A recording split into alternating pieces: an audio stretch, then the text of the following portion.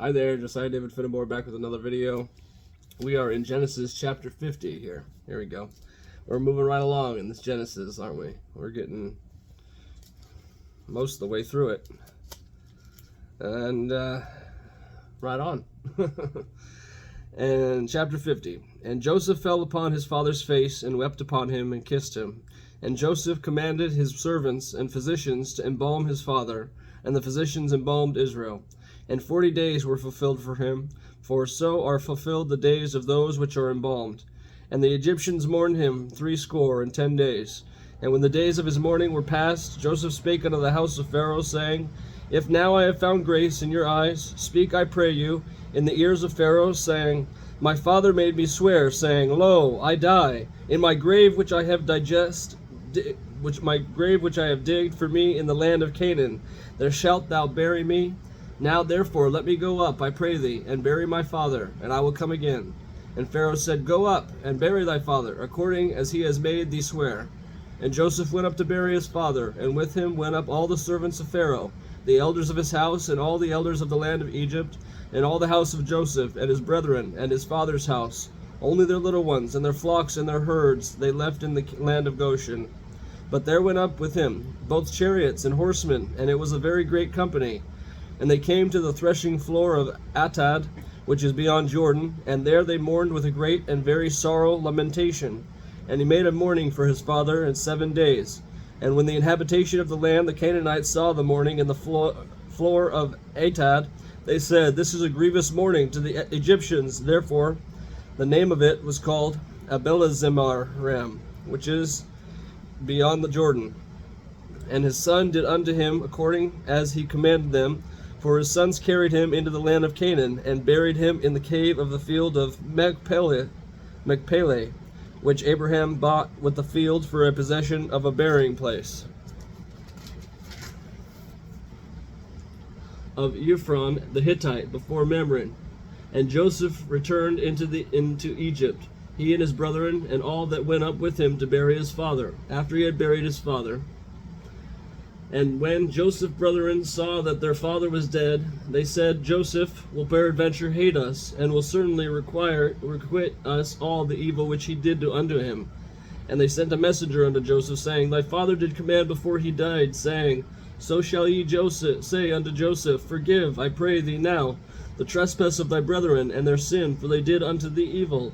And now we pray thee, forgive the trespass of the servants of God, of thy father, and of God, and of Joseph, of thy father. And Joseph wept when they spake unto him. And his brethren also went and fell down before his face, and they said, Behold, we be thy servants. And Joseph said unto them, Fear not, for am I in the place of God? But as for you, ye thought evil against me, but God meant it unto good, to bring to pass, as it is this day, to save much people alive. Now therefore fear not, I will nourish you and your little ones, and be comforted. And he comforted them, and spake kindly unto them. And Joseph dwelt in Egypt, he and his father's house. And Joseph lived 110 years. And Joseph saw Ephraim's children of the 3rd generation, the children also of Machir, the son of Manasseh, were brought up upon Joseph's knee. And Joseph said unto his brethren, I die, and God will surely visit you, and bring you out of this land unto the land of which he sware to Abraham, to Isaac, and to Jacob. And Joseph took an oath of the children of Israel, saying, God will surely visit you, and ye shall carry up my bones from hence. So Joseph died, being 110 years old, and they embalmed him, and he was put in a coffin in Egypt.